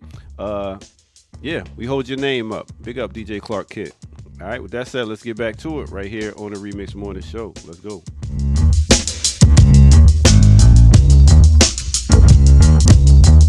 Place, Marcy, Brooklyn, actions, 12. Yeah, thanks for that, Ear Doctor. Rest in power to him. And please, fellas, black men in particular, please get the colon checked. If you hit 45, 50 at the latest, please, it's not the most difficult thing. It's just a couple of psychological hurdles more than anything to get over, but please do it. And because seriously, like that's too soon. It's too many too from that particular illness, and it's something that can be caught, prevented, all of those things. So please get that checked. I need to go. Yeah. Say it again. Shout out to Memphis Bleak. Oh, just why? Just period. Randomly. Just period. No, he played Coming to Age. Oh, yeah, yeah. Coming to Age. That was the shit. I was going to say, like, if I was petty though, If I was petty, Oh If Lord. you were. Just if say I you was are. if I was Jay-Z and I was petty, I might not attend my man's funeral for introducing me to Damon Dash. Oh, see. That So might you be the think Dame one is the problem thing. in this equation? Oh, interesting. Huh? You think Dame is the problem in this equation? Interesting. Oh, I do think in that equation of those Mm-hmm. two, yeah. Jay may be a problem, but Dame is a problem. Like it may be multiple problems, Yeah, but Dame comes across as a major problem. I don't Mm. just every time I see him talking. But Jay-Z is, maybe they, I don't know. Maybe Did they you were know a DJ match Clark made in Kent heaven. produced so many different songs? I'm talking about. I didn't know he did the Players Anthem though. Players Anthem. He did stuff for Freddie Fox. He did stuff for Rick Ross, Redman, Slick Rick, Shaquille O'Neal, Cannabis, Ice Cube, Rakim, Lost Boys, Poor Righteous Teachers, Dougie Fresh, SWV. I mean, this list is crazy how many different songs he did. I didn't know he produced like that. So big up. He also did music for Memphis Bleak. Thank you. That is her man's right there. That's your man's. Did you get to meet him? What happened? I don't understand. Don't play. Let me find out. Did he come to the BAP convention this weekend? I don't understand. Like, why? First of all, The Rock had an era. They did. Everybody had an album. Everybody had a dope album. A Millie. Well, I don't know if I would call them dope albums. They all had albums. I don't know if I would call them all dope albums. Well, I would. Right, she was there. I think Elon has your back on this. That's one. what it is. Look at Memphis that, throwing up is the fine. rock and Throwing up the everything. rock. I did like a lot of that. I like that era. I did like that amazing. era. Yeah, and but I used to, if I had proper foresight, I'd probably still have a Clark Kent mixtape. I mean, he used to do mixtapes too. And Panamanian, all Panamanian. the different artists from the islands. I mean, Biggie. So Panama's many. not an island though. Just to be. It's not. No. What is it? A very thin. Why is this so funny? Country. So many people don't know this. I wanted to say it's. I mean, it's. I wanted to use the word isthmus, but I don't even think that's. Yeah. Okay. I guess that would qualify. But I thought an isthmus had to connect you to an island itself. It's the connection into South America, to a continent. So maybe. But yeah. Either way. Now it does. You can. It's very thin, and you can go from the Atlantic to the Pacific, and But now I gotta find out what an isthmus is. It's too much. All right, I'll catch y'all later. And again, it contains the only area that Europeans were not able to colonize, that Darien Gap. And there's some funny stories of Europeans just rotting away, failing, trying to conquer that part of the land. They just can't handle it. But anyway, Panama belongs to Colombia, Hiram says. It does. That's just a joke for me in the house. I'm like, y'all used to be Colombians 5 minutes ago. I don't know what all the pride is for, but no, in the whole history. And then when I interviewed, I got what was her name? The sister who wrote that very good book on race in Panama. And the essential deal was that for Panama to get its quote unquote independence, it had to adopt the racial codes of the United States and get rid of its black leaders. So there's a whole, anyway, but I don't mind it belonging to Colombia, which, that's fine. I think there's, be some issues with that though. Can I do one more quick silly, because just quickly, two related sports stories. One, Vinicius Jr. here, the Brazilian superstar, was denied the Ballon d'Or in what I think is a very racist, sneaky thing, and giving it to the Spaniard, Rodri. So this, they denied him being recognized as the best footballer in the world. And then I just wanted to shout out, what's my man's name? The Right Time with Bomani Jones for putting me onto this story. Just a quick statement that Nick Bosa of the San Francisco 49ers, I think, is a punk. most recently, because if you see in this picture here, he's got himself with a Make America Great Again hat that he puts on to show up in a post-game interview. But it's the fake version. Like, it's not even the bold red and white version. It's hard to even read. So it's like I'm trying to make a statement without making a statement. But then when he shows up here in the post-game conference, he doesn't wear the hat again. And when the journalist tried to ask him why you were wearing the MAGA hat, he said he didn't want to talk about it. So as Bomani Jones pointed out, my man, if you wear the hat and go on national TV and then say you don't want to talk about it, what's that? And Bomani was saying, I acknowledge, I admit I'm biased. I only want to hear athletes make political commentary when I agree with them. But, so I'm not begging for your explanation of why you're wearing a MAGA hat. And we know he's got this history of a whole bunch of racist and all kinds of other comments. And apparently people are afraid of him in the locker room. I don't know why there isn't more conflict. I hope there's got to, I don't know, maybe people's checks. I don't know how people survive, manage that. I don't know how that would work. But then you go to the press conference, where's that same energy? So as Bomani pointed out, and I had forgotten this point, Marshawn Lynch was actually the first football player to not stand during the national anthem, but his method of doing it was just to quietly sit by the water cooler. He didn't do the whole take a knee, and then he didn't say anything when asked about it at a press conference akin to Bosa. He just said, I don't have any, whereas Kaepernick, as Jones points out, was more bold and appropriate in saying, no, I'm gonna stand on these I'm gonna kneel on these politics and then explain myself at the press conference as you should. Mm-hmm. But here comes Nick Bosa, Mr. Tough Guy, Mr. I'm gonna terrorize everybody in the locker room apparently. And, apparently, allegedly he's nice with his hands. I don't know, but if you can't, rock the hat and then stand up there and say, because I don't like y'all, or whatever your reasons are, then, you a punk. So how you going to be all steroided up and big in the gym and all this tough talk and threatening people in the locker room and can't answer a question at the press conference? Shameful. Stand up there and proudly promote your Trumpian worldview. Shoot. All right, that was it.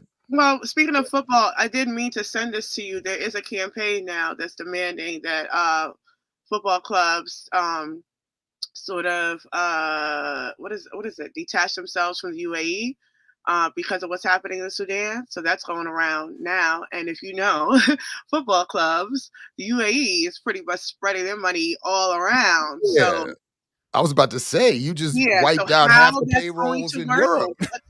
Yeah, so I wanted to know if you all would come back on. I'll share the link with you because I would like that discussion around, because I enjoy your discussions when y'all talk about football in general, because I do think there should be more political engagement of those things. But in terms of like this boycott or this kind of forced detachment, I'm really interested on how that's going to play out in the sports world, because even the call to ban Israel from playing, right? They haven't really taken that into any real consideration. So now there's an additional call to remove the UAE. So what's going to happen to these football clubs and then to the sport in general? I'm putting a call out to the crew now. Let's see if we can reconvene ASAP. So yeah, that part I'm not aware of, other than the UAE's influence on world football, which is tremendous. That's they're like almost every club. So this call is like, a very interesting one. Yeah, it's going to obviously need a mass pressure, but when these kind of boycott calls are made on sports and people are asked to take a position on their pastime and their politics, it is not often the politics that gets chosen, because people still watching football. But to the point about Marshawn, isn't Marshawn doing a podcast with what's his name? The governor of California. Oh no. Yeah, they have a podcast together. No Oh, way. word?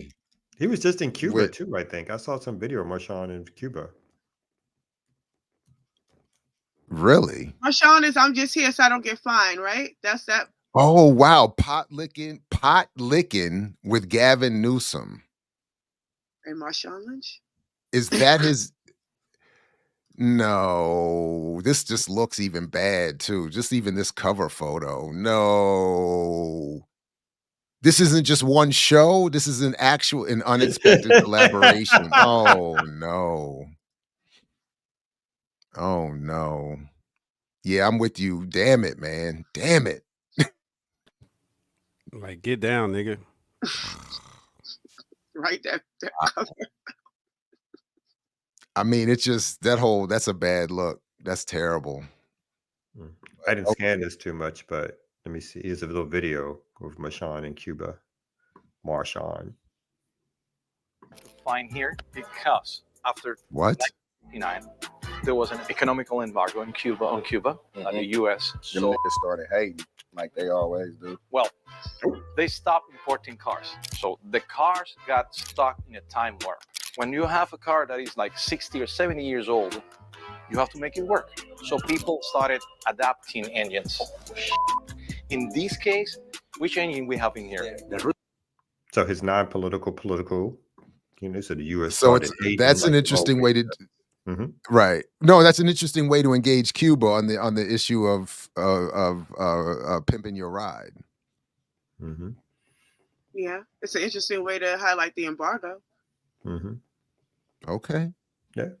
Look at And Marshawn. I think he does. I mean, I don't follow him a lot, but I know that he also went to. We are the fiscal sponsor of a farm in California called Earthseed, and he took with some young people, went there to the farm. So he does. He's got these progressive liberal, maybe other politics, but you never get explicitly expressed, it feels like.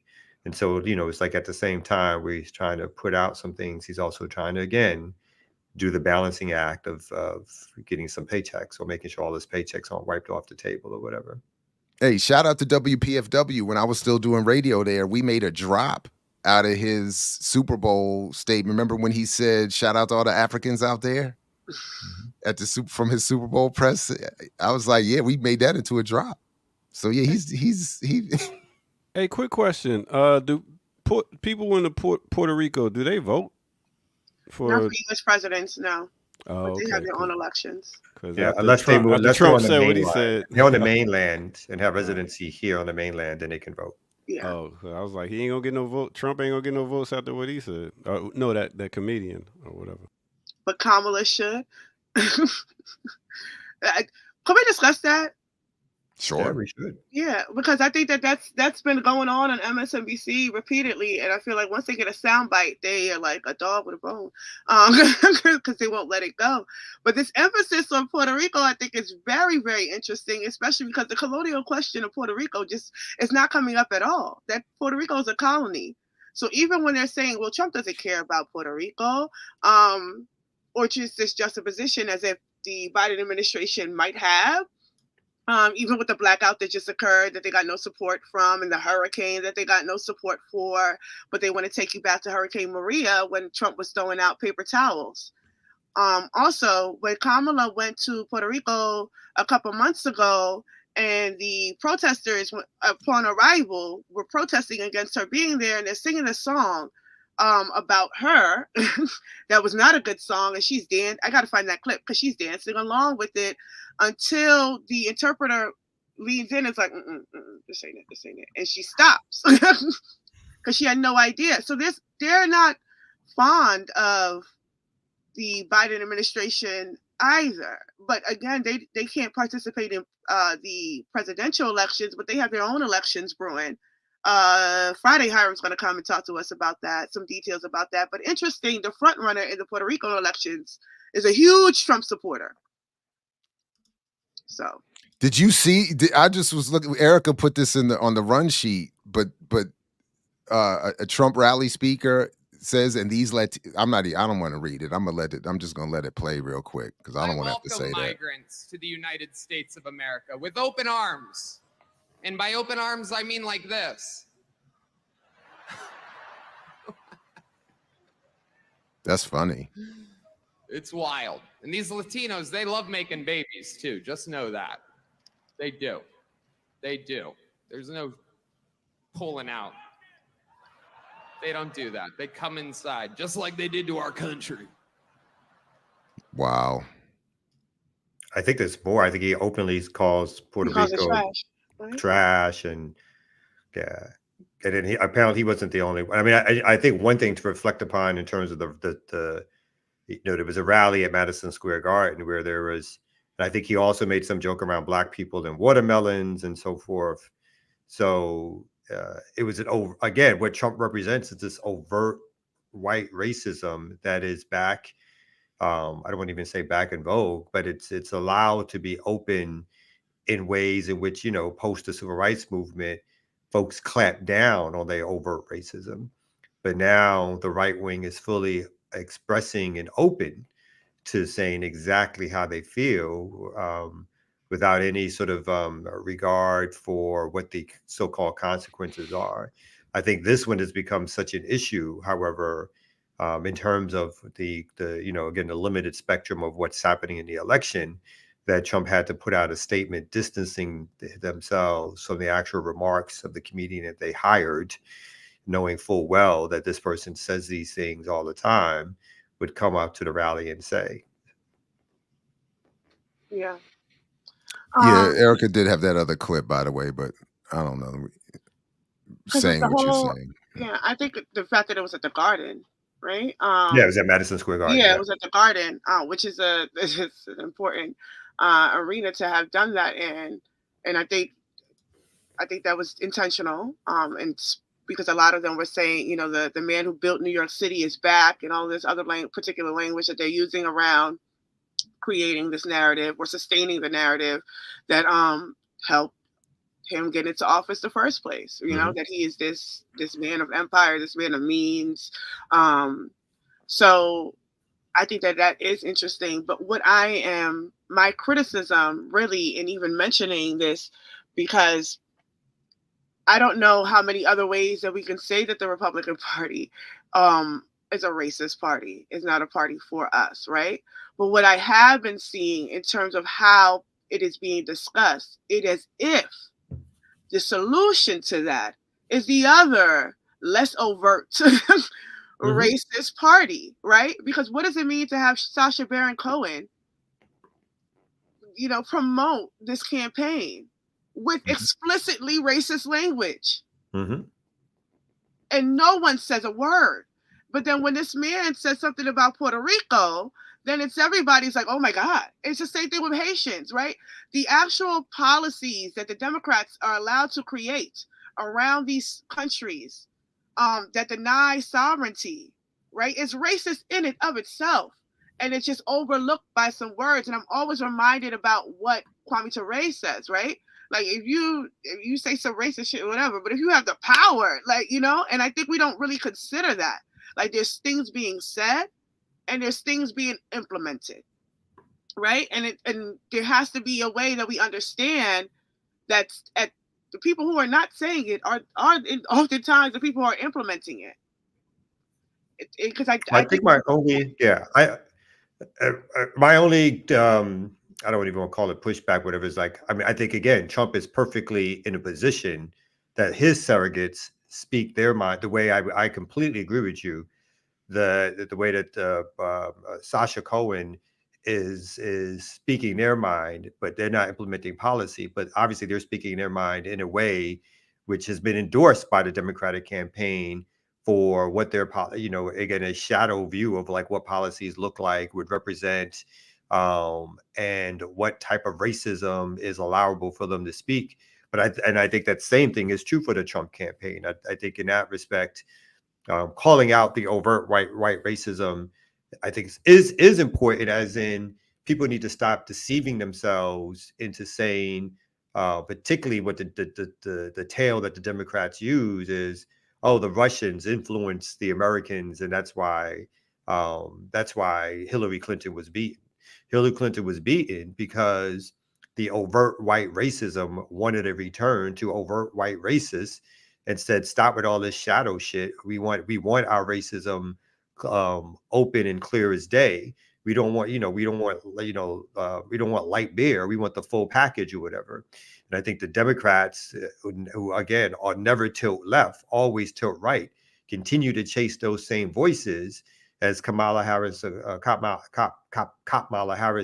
just recently came out and made a joke that Trump did not build enough of the wall, right? That was her joke. Yeah, her joke wasn't like, it was no longer about, oh, the wall should be built. It was like, he wasn't good because he didn't build the wall. And now at this stage, I'm going to build the wall. So she's trying to right wing the right winger. You know what I mean? Well, to his credit, though, Sacha Baron Cohen is in the new Disclaimer series, which is, to me, fascinating. So I feel like that makes up for it, you know. But the other thing, it's not come out just that people are deluding themselves. They're being pushed. Remember, it wasn't just that Hillary Clinton was a bad candidate. It was that men, and black men in particular, weren't voting for her. And the same narrative is being even enhanced more so now, apparently, with Michelle Obama saying that she's a little angry at the hesitation to vote for Harris. And this is a perfect picture that she's finger wagging at all of us for our hesitance. And if you haven't voted already, it may move you to know, Kamau, that she's particularly mad at you and black men who are not stepping up to support and to get past the stark gender divide, because it's not a political reason why people wouldn't be voting for Harris. It's so. Is she doing that from Martha's Vineyard? No, she left it. She actually got on the plane and left the vineyard. She left the vineyard. She left the compound.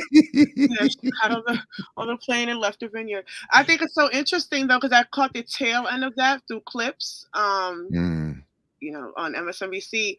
But she basically said, when Trump wins and all these women die from maternal issues, not even abortion, but maternity issues, right? From giving birth, the blood is on your hands. Men. Damn. Now, no mention of healthcare, no mention of your husband stifling Medicare for all so he could push for this the privatized health program that millions are still without healthcare for and have to pay taxes on. Mm-hmm. None of that was mentioned. But in terms of maternal health care, outside of abortion now, it's on your hands. Damn. The Democrats love to talk about imaginary future deaths. That's like their thing, to talk about all the people who are going to die in the future, not the people who've died already because of their policies, both domestically and internationally, right? Those deaths are just like, those are fantasy deaths for them. Those deaths just don't count. The real people dying just don't count. Let's not talk about them. But the imaginary deaths in the future, if you don't do what we tell you to do, those are the things that really get their blood pumping. That is actually what started the conflict yesterday with the student.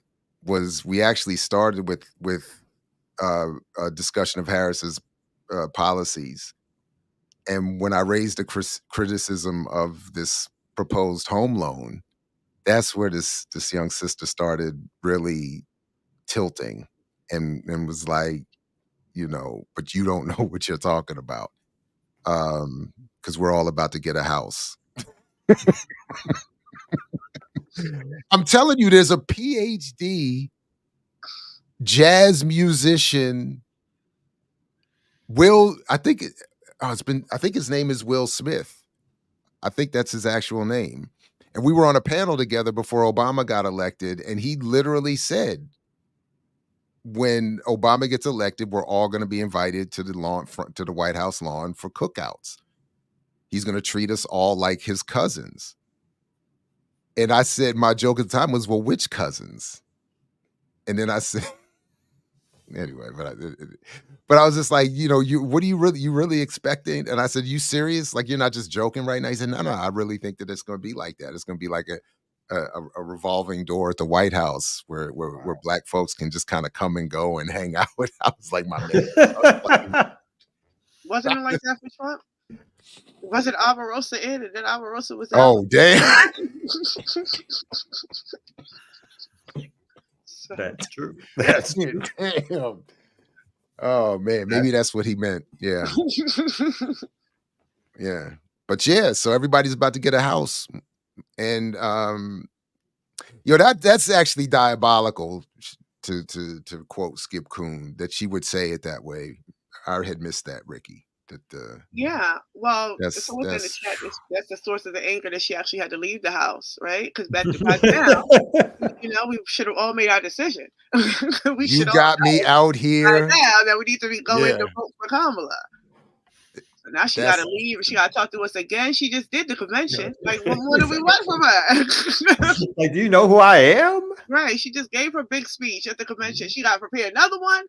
But no, but essentially, yes, that was and Obama's been doing it. So they're sending out the blacks to chastise all the blacks. Sending out the blacks. Yeah, the nigger whisperers. All the blacks. Hey, that you know what's frustrating about? Do you know the first person I heard make that line was Yvette Carnell? Right. And that's what what she was saying at the time, the Negro Whisperers in 2015. I had not heard that before. And that's where I thought, man, we were about to be cool. Wrong. Was wrong on that. That was good. I like that. She said, and that brother, that another brother, PhD, that formerly worked with me at Morgan State, said, when Obama got elected, said, I'm out. I'm going to go write the book to teach white people how to engage black people. He said, my magnum opus, he called it. And I never heard from him again. He's out there somewhere. I just got the flyer in the mail that lists all the things she's doing for black men. Oh. That list that we did a couple of weeks ago. It had that whole list of the cryptocurrency, the free. It said something like free home. It almost said, I think, free homes for. Just like, what the fuck is this? Was it addressed to you personally? I have to look at it. It probably was, because it was. Yeah, it's definitely towards the black man. It was a black man flyer. It was a black man flyer. A black man flyer. But it basically was cryptocurrency for everybody, homes for everybody. It was like all this, like, what? Groceries for all. Right. What the fuck are we Legalizing doing? weed was the one that won it for us black. Yes, people. the weed. Yeah, legalizing it. Yeah, that was it. She did put that on there. I'm a little offended. I was a little bit offended at that. Almost I'm got you. very offended. I'm like, what? Crypto and weed? Yeah, That's the shit. That's for That's us. what you're gonna Crypto and use? weed? Crypto and weed. That's Got us. That's Our God. policy angle. Y'all experts sat in the circle. Y'all like, what do we do for the niggas? And all the The male ones. So weed and all the rappers on stage. I just see Gorilla got a promo for her. Damn. But she doesn't have to talk though. She just has the words go 4 reasons why, and the reasons pop up. So you don't actually have to hear Gorilla say them. She just counts wow. them down. Hey, and we saw Angela Rise bars. Hey. Yeah. So we heard him. we heard. Oh, goodness. We did hear him. We suffered through them. It don't need much for us, but I think the most compelling argument is: do we want this crazy guy to be in office with all this crazy stuff he's saying? Do we want that, or do we want Kamala? And I don't know, man. I really don't know who's going to win this thing. It's I'd rather have that argument. At least I don't necessarily. I don't agree with it. I don't agree with it, but. Again, as someone was supposedly attempting to make at one point, that would be a rational argument to me if you could list the ways in which you say Trump would be worse. And I guess domestic policy in particular, if you could list those things and say this would be worse, this would be worse, at least it's a basis for discussion. You know what I mean? I don't agree with it. I think it puts forth this idea that somehow that what is it, the what's the term that our man used, but basically the bringing down the level of hurt, harm reduction, which is a complete misuse of that word, by the way. But I've heard others use it, so I think like it's one of those things where I see Again, and people are not taking any kind of real world look at what the Democrats do when they're in power, what they actually do, what they actually call for, what they actually stand for, how they get their votes, who they go against, what they've done to our community over and over. When they turned so-called liberals, when they went from being overt racists in the 50s and 60s to supposedly being the liberal party, what they've done since that time. Don't even go back. You don't even go back to the overt white racists in the South. What they've done since they've been the so-called liberal party to Black communities and Black people. Mm-hmm. That's all you got to talk about. So it doesn't make any sense to me. Yeah, and they do that whole weaker enemy. There's all these taglines again that folks have sat in a room because they know people don't like Kamala, or people are starting to have this larger distrust of the Democratic Party. So it's like, oh, what do we do? Let's bring out these taglines that we can fight her better or get more done if she wins, when she's promised you absolutely nothing. In fact, the opposite. She's told you to shut the fuck up and vote and take some crypto and some weed. And what's the balance going to look like in terms of Congress? Is it going to be one of those where it's the Republican, but they don't bring in a sweep of the House and Senate? Or is it because that's my other thing would be, if Trump does win and he's up against all this Democratic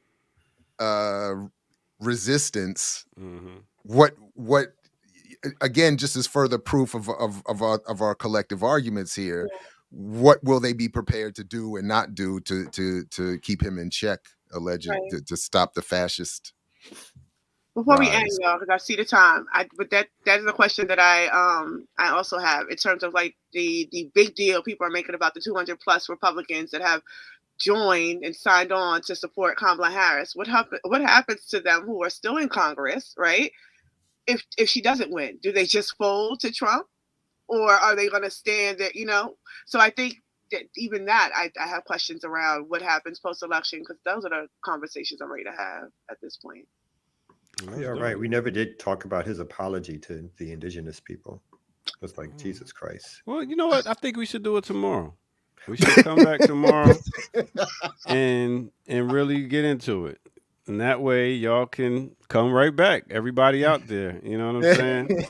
And because it's like one more week till the people have nominated a new president. So we got a lot to talk about right leading up to that.